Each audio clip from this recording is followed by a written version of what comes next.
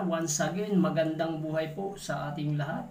Salamat po sa inyo pag-support sa ating pong munting channel, lalo na po sa ating mga bagong viewers, bagong subscriber. Magandang araw at mabuhay po tayo. Akin naman pong i-share itong ating pong mga na-hunt na barya. Yan po ating pong pag-usapan. Nahin ko po itong 1 piso. Non-magnetic BSP series 1 piso year 1999. Yan po, maganda pa po ang kondisyon. At 1 piso uli 2002. Ang gaganda pa po ng mga kondisyon ng ating pong na-hunt na barya.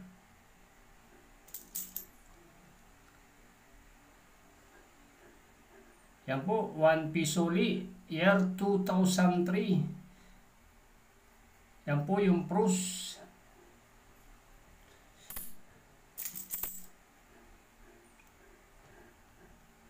At 2007 po, BSP series 1 piso.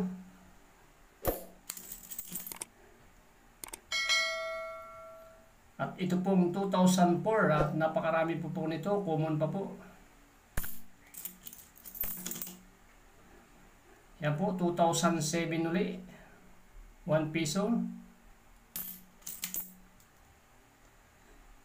Non-magnetic 1 piso, 1998 po guys. Mayan po mga kabarya.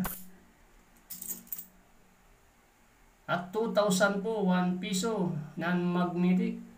Yan po, medyo maitim na rin po yung kanya pong itsura. Yan guys, muli maraming salamat po sa ating mga viewers. Yan po, 5 piso NGC. Ito po tinatawag na pros. Yan po, magiging collectible na rin po natin. At 10 piso 2005. Reverse verse 1 o die 1. At 5 piso BSP series po 2012. Yan po, 2012 uli na 5 piso. At 5 piso Bagong Bayani commemorative coin. Yan po guys, ang ganito po mga barya. Napakarami ko po. Yung iba pinagpilian ko na. At yung iba po is binili ko ng pangangailangan sa araw-araw. Yan po makikita 2014. 5 piso. At ang BSP logo. Republika ng Pilipinas. Bagong Bayani. At 5 piso ulit. Year 2001. Itong 2001 kabarya is napakaganda po ng pagkaka-mold.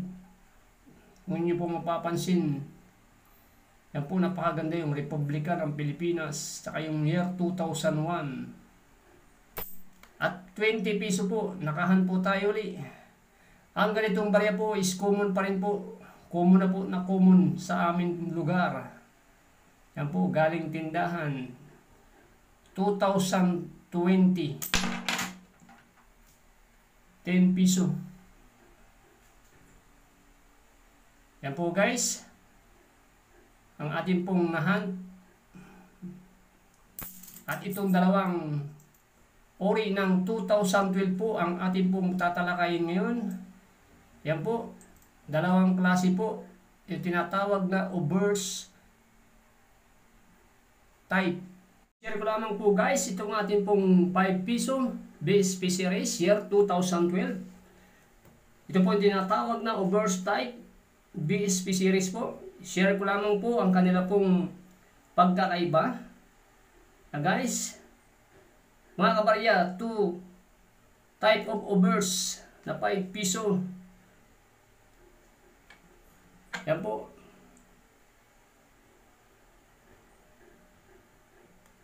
Year 2012. Dalawang uri po ng ating reverse 2012.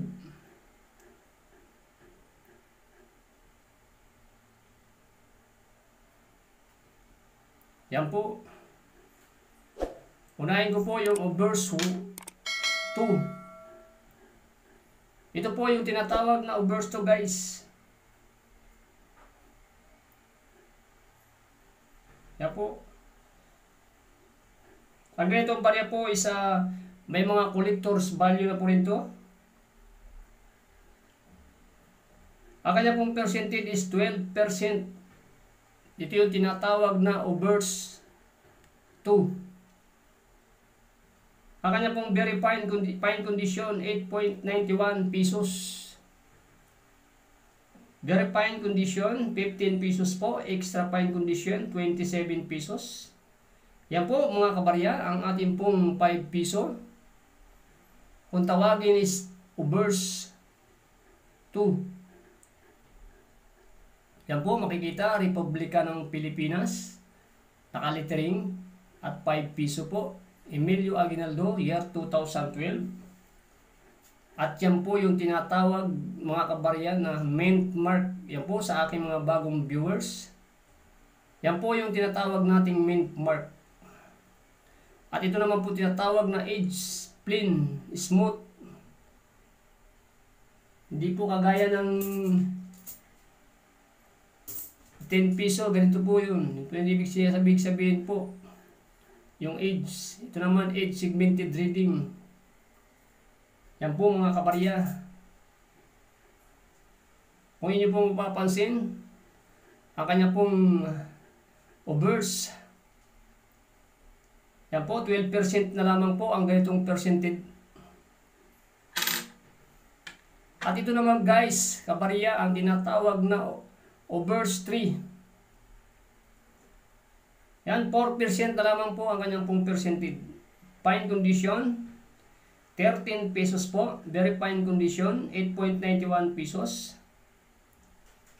Extra fine condition, 5.94 pesos. Kung inyo pong mapapansin, may pagkakaiba po sila. Ito po yung obverse 3. Yan po. Same po sila ng year 2012, 5 piso. Yan po, kaunting kaalaman po para marami po tayong matutunan. Sa barya pong aking ibabahagi ng obverse type. Parehas po silang 5 piso year 2012. Ang pinagkaiba po nila sa likuran, ang kanya pong obverse type. Yan, kung inyo pong mapapansin.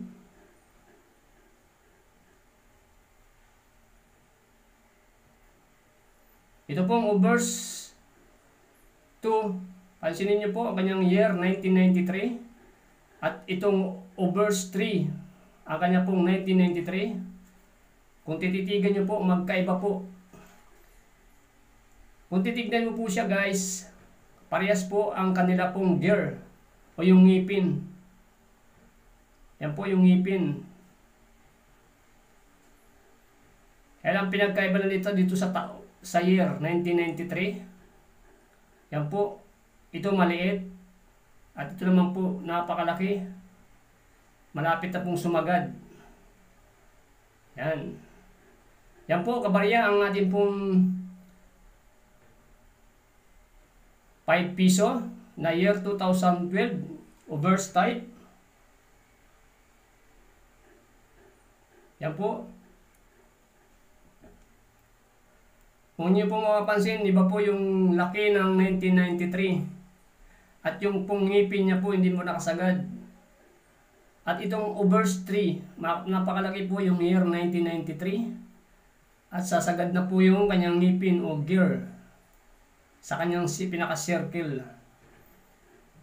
Yan guys, yung ating pong barya na 5 piso na may mga value, may collector value na rin po to.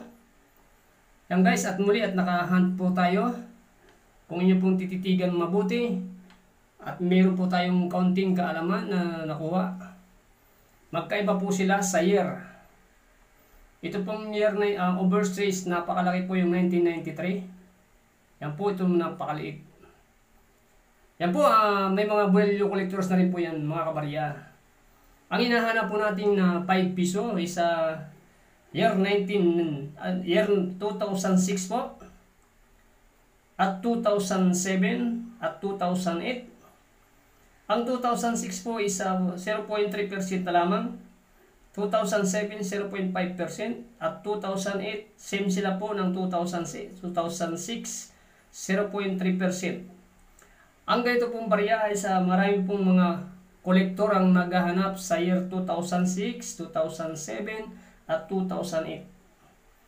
Yan guys, ang ating pong na-share ngayon na 5 piso BSP series, yung Obverse type, dalawang uri po, Obverse 2 at Obverse 3. Maraming salamat po sa ating mga viewers, sa aking mga bagong subscriber, sa ating mga masugid na taga-subaybay. Maraming salamat po uli sa ating silence viewer, sa ating mga kaibigan, kapwa coin vlogger, coin collector. Maraming salamat po. Mega shout out po sa inyong lahat. Mabuhay po tayo. Yan po yung aking bagong nahunt na 5 piso BSP 2012 Obverse type 2 and 3. Muli, maraming salamat po at magandang buhay. At kung ikaw naman po ay bago sa aking channel, please like and share, comment, paki-subscribe na rin po, paki-click ang bell button para ma-updated po kayo sa mga susunod nating mga video. Muli, maraming salamat po. God bless you all. To God be the glory.